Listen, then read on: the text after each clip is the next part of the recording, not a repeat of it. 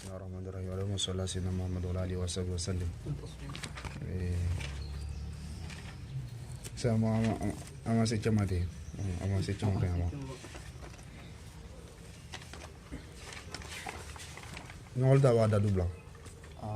To fana mo bla fini. Do ame shartu mo be isisina wala ando andelo. Nga shartu damana ma fo. Do ango kunu an la yura munfasilan. عليني الشرط الثاني ولم يكن مستغرقا لما خلا يعني هيك والنطق مع اسماء من بقربه يعني سواء أننا وقصد من قبل نطقه به نعم بسيسة نشرط دولي إجسنا ولا فنا ولا أصل فيه أن مستثناه من جنسه وجاز من سواه وكلا شرط فلا نعم الأصل هو الأصل كل سر ده فيه استثناء أن مستثناه أنا مي استثناء كابونيو من جنسه أك في رسوي بمعنى الأصل في المستثنى وأن يكون من جنس مستثنى منه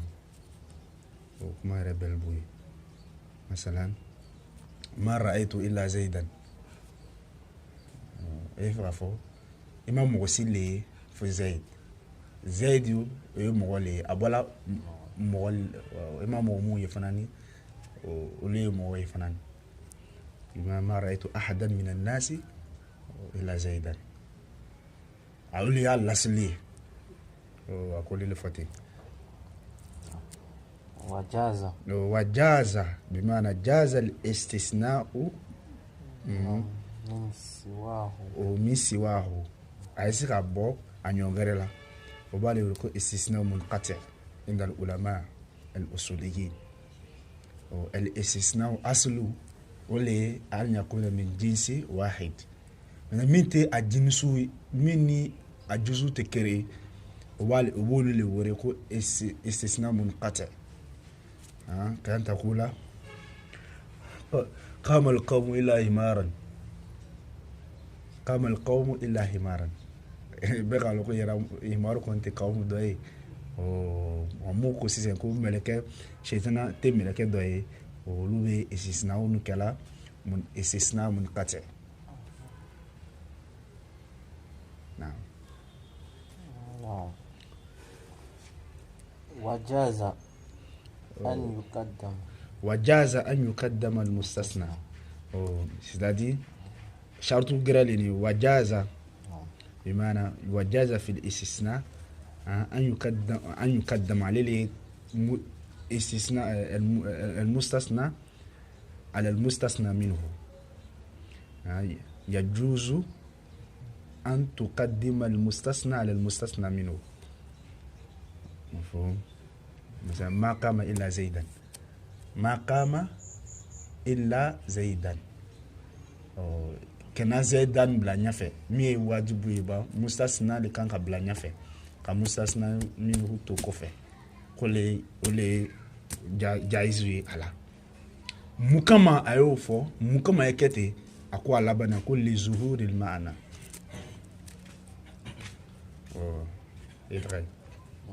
إيه لظهور المعنى بما لحصول المعنى معنى تا بانجي كما كم نيكا كتني معنى بانجي ولي كما يجوز أن يقدم المستثنى على المستثنى منه بس يا معنى يكبه نعم الشرط يقول وجاز أن يقدم المستثنى نعم بمعنى المستثنى يجوز أن يقدم على المستثنى منه جوازا بس مكما أقول له فلبنا لظهور المعنى أما نتبغي كما comme ni ka keti amana e bangi donc ja izi o ebe abangi e ba bla nyefe ما قام إلا زيدا ما قام إلا زيدا ما قام أحد مثلا إمو بلانيا فيها ودي مستثنى يا ما قام إلا زيدا ما قام زيدا لما كي مستثنى منه وتيا وما تو كوفيا اللي نفي ما قام إلا زيدا زيدا لي كوفي ولي كوفي ولي ما كي مستثنى منه يا مستثنى voilà تو علي ما تو كوفيا تو كاوم ما نانيا فيها voilà كاوم يدات كان نفي comme genre ما قام زيد إلا القوم دنيا كسي كان مستثنى منه تو كوفي كانني مستثنى نفي voilà ko musasna le kan ka bla ɲɛfɛ ka musasna minhu to kɔfɛ donc ni bɛ banque ɲinina sisan o yɔrɔ tɔgɔ la sisan i ɲɛ yɔrɔ tɔgɔ la voilà a b'o le fɔ la ko les zuhuri maana o sɔrɔ la kɛ maintenant wa sharutu bimana yajuzu أيضا أن يقدم الشرط مثلا فأما شرط ده أما شرط يكون ده أكرم زيدا إن جاء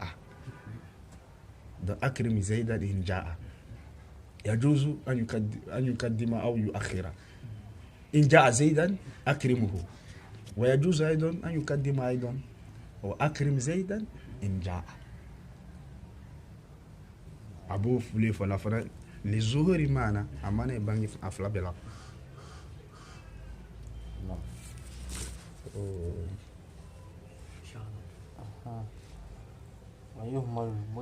ويهمل المطلق مهما وجد على الذي بالوصف منه قيدا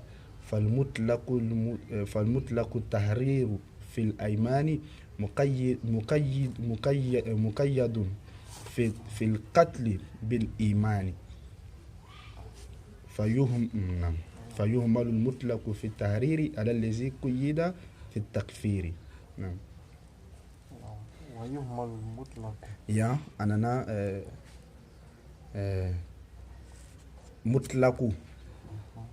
مطلق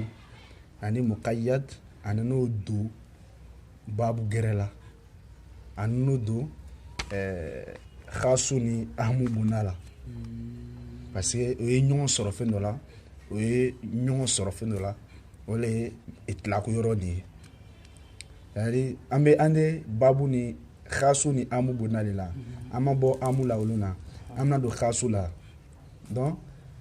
itlaqu ni fihi umum wa fihi khusus donc comme o bɛɛ kɛ ɲɔgɔn fɛ ulama usulu ninnu bɛ o don babu kelen na ka caya parce que o bɛɛ ye fɛn kelen de ye umumiya bɛ sɔrɔ bɛɛ la khususiyasu bɛ sɔrɔ o fila bɛɛ la sinon olu kosɔn ka bɛɛ to saba fɔ ɲɔgɔn ka bɛɛ to saba fɔ ɲɔgɔn fɛ o y'ale ko masala taqyidul mutlaq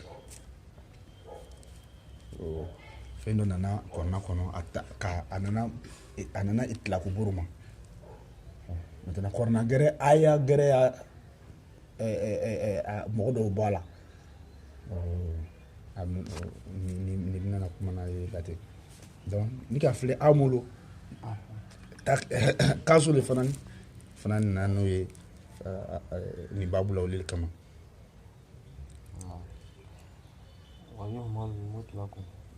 ko itlaqu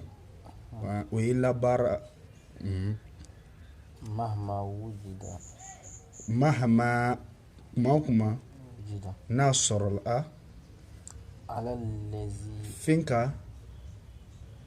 nam qayyada o qayyada mi kɛrɛkɛrɛra o bil wasfi ni mankutu dɔ ye o minhu ara c'est-à-dire ni fɛn nana ka itlaqu ni wasfu dɔ sɔrɔla fɛn dɔ la n'o wasifu tɔgɔ sɔrɔla yɔrɔ gɛrɛ la o wasifu tɔgɔ ye sikɔ n'a fɔ o bɛ ale yɛrɛ bɛna na misaliya ye cɔ ويهمل المطلق wa yuhmalul mutlaqu ko itlaquya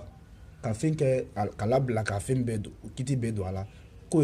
o ye labaara o ye ta ka labaara مهما waati o waati وجد n'a sɔrɔla waati o waati ni itlaqu nana an man k'a fɔ ko nin a ye nin kɛ a ma ka a labila ten ko ye labaara o lɛri bɛɛ madama ni takidu dɔ mana a fɔ ko ninnu t'a la على الذي a ye labaara fɛn kan قيد fɛn min takiyidu la ka kɛrɛkɛrɛ بالوصف ni mankutu dɔ ye منه ka bɔ amu itilaku nin na فمطلق التحرير fa mutlaku tahriri fil aymani muqayyadu fi qatli bil imani aw bil aymani afwan شو تا سوي شغلي بالايمان بالايمان في الأيمان نعم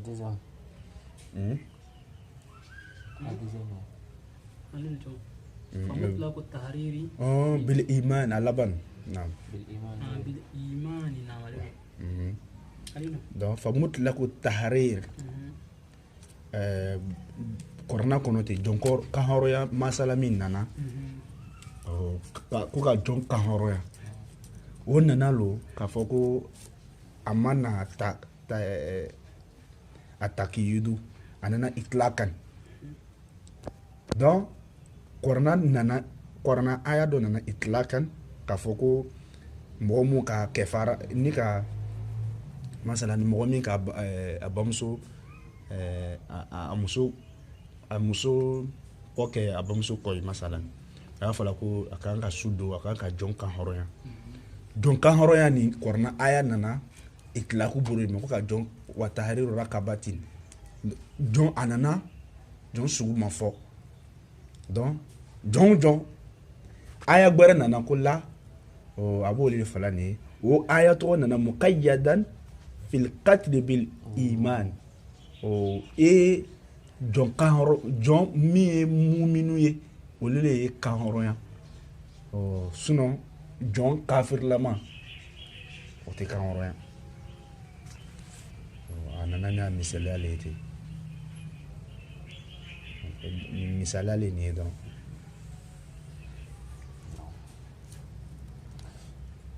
فيهمل المطلق itilaku fana ni labaara في التحرير kan hɔrɔnya buruma على الذي walama hɔrɔnya buruma bɛɛ le kiri ni cɛw ala le fɛn kan قيد min takiyidu la ka kɛrɛkɛrɛ في التفكير fi takfiri kafiriya buruma n olu le fɔ ten jɔn kafiri tɛ kan hɔrɔnya fil katli bil iman jɔn silamɛya le ye kan hɔrɔnya o sɔrɔla kɛ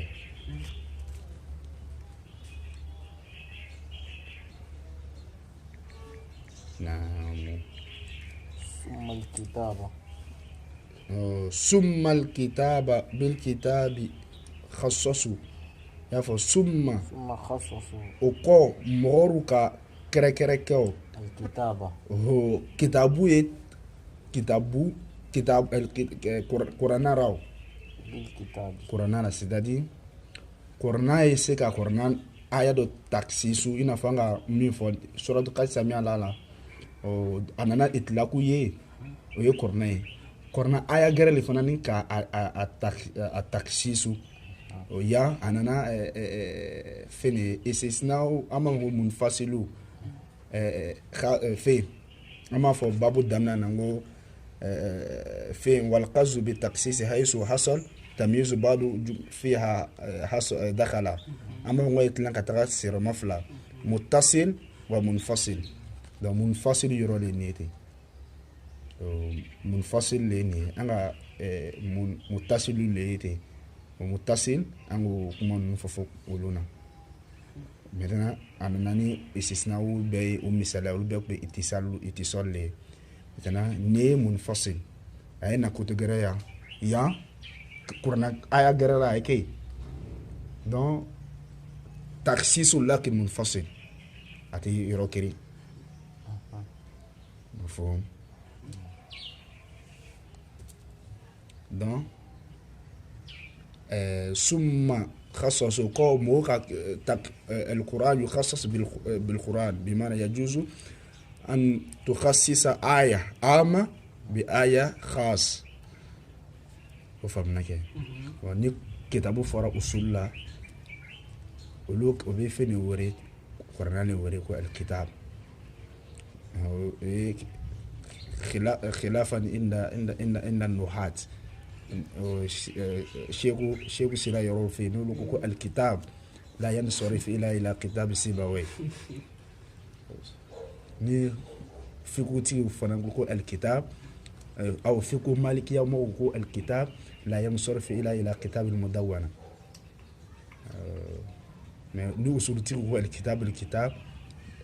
لا ينصرف إلى القرآن فقط. نعم.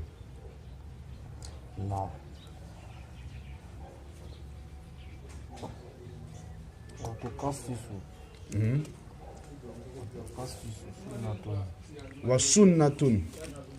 أني سنة تخصص سنة كتخصيصا أيضا ni sunai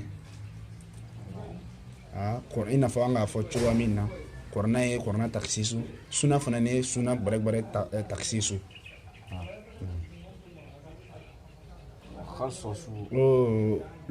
ulama fana duka taksisu ketu khasosu uka taksisu ketu korna raw ni sunai c'est-à-dire korna taksis umumul Qur'an بالحديث كورنا يريسي كتاكسيسو كورنا سنانا كورنا يسي كما دفو وكا فو آمن كورنا آينا التاكسيسو والما حديثا ينا كتاكسيسو دوسا فقول لا كو كورنا في حديثا تسا كورنا تاكسيسو لا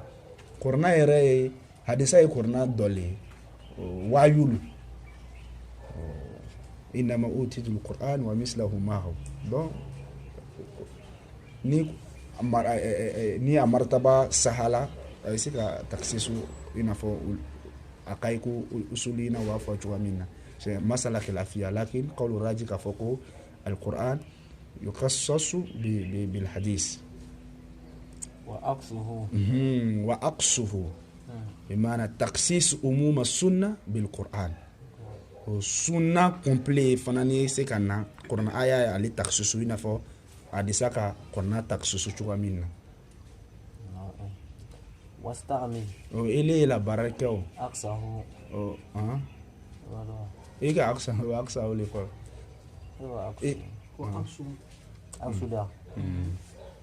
wa aksuhu ko sina istamil iko la barao yakun oyeketu sawabu anga min fo wa khassu bil sunnati al kitaba aqsu zalika taqsis umum sunna bil qur'an ka qur'an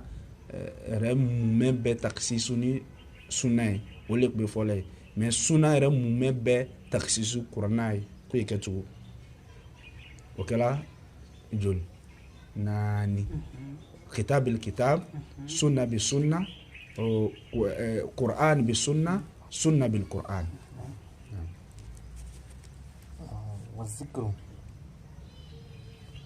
والذكر بالإجماع مقصوص كما قد خص بالقياس كل منهما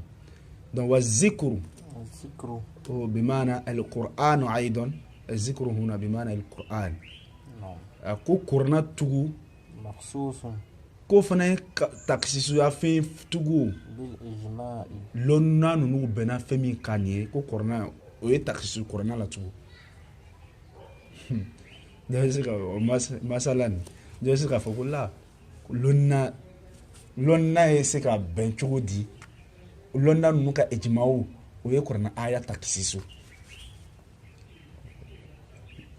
masala te o sarafe kafo la korna aya o be ala kuma kan adamanden nunu gairu masumun donc est-ce que olu ta bɛ se ka kɔrɔna aya takisi so an fɔ la masala tɛ ale sara fɛ masala o kɛ min kɛ ka bɛn kelen ma nin ye ijimaw ni o ye fana ni ye poids dɔ le ye donc ka se ka bɛn ijimaw kɛ fɛn dɔ kan o kɛ ka kɔrɔna aya takisi so o ye fɛn de ye o ye dalilu le ye مفهوم تخصيص آية عام آية عام بالإجمال والإجماع دليل الإجماع هو الذي دليل الإجماع هو الذي خصص عموم القرآن أو السنة وكيف بني نكا تخصيص نكا سنة لنا نماوكي o ka bɛn ni ka kɛ donc olu kama a fɔla règle le fɛn bɛɛ la lɔnni bɛɛ la mɔgɔ min ma règle kalan sisan n'o ko k'u bɛna kuma fɛn kan a ma fɛn min kalan vraiment o man ka kɛ usulu na mɔgɔ min ma n'aw ko ɲɛna n'o ko bɛna n'aw bisi voilà donc o le kile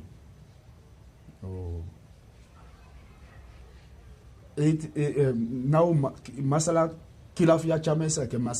n'aw masala la o masala mais a bɛɛ la mun de ye sahaba ye mun de ka kɛ sahaba ye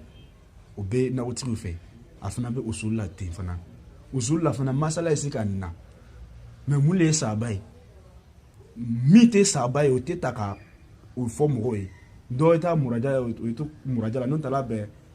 min tɛ sahaba ye o taara bɛn kuma dɔw ma o ye n'o ta k'o kɛ fɛn la يقول الشيخ مراكي سعود ولم يجوز تساهلا بالفتوى وتهرم الفتوى بغير الأقوى وكل عالم بذاك عرف عن الفتوى وقضاء الصرف كل عالم عرف بهذه الأوصاف بتساهل المسائل بغير أقوى يصرف عن القضاء والفتوى عمي كتب على البرو أنتو كدوك عليه دو كفوكو الكتاب تخصص بالإجماع كفو بوتيسكا كلا مسألة توكا ميكا كورنا أو كلا أو سلا ما هو نسخو بس النسخو تا كتب بيلو كتب تنكا نتاكسيسو مثلا ka John bugo wala ma John ka John ni John ka zina ke o ko John bugo horonta nisfula bisina bilu masalan o mana korona kono mais lonna o ka kiyasu le ke ko taxi ka John ta taxi su o taxi su ni أمنا نسوما أمنا للفو قد خصص بالقياس كل منهما أمنا للفو لبانتي قد خص بمعنى القرآن والحديث أولوته كرا لا فنان كتكسيسو بالقياس نكياس يفتو نكياس صحيح بالقياس الصحيح وسنة كاوريتي لا شرط لون برا بالقياس الصحيح قد قص كل كرنجري بيتاكسي سولاو منه كابوراو بالقياس القياس الصحيح وي باسكي سلامايا دينا يبو يورو ناني علماء اصوليين نو يدلو بو يورو ناني follow القرآن ثانيا السنة والإجماع والقياس وقول الصحابي حجة على أصل إلى أن قال وحجة التكليف خذها أربعة قرآننا وسنة المثبتة من بعدها إجماع هذه الأمة والرابع قياس ففهمنا وحجة التكليف خذها أربعة قرآننا وسنة المثبتة من بعدها إجماع هذه الأمة ورابع قياس ففهمنا donc a collé le fotini a bɛɛ ɲɔgɔn taxe so comme hazal al-mubtadi'in olu ko sɔn lam yutawwal laka ka taxe ka kundala sunya ni ye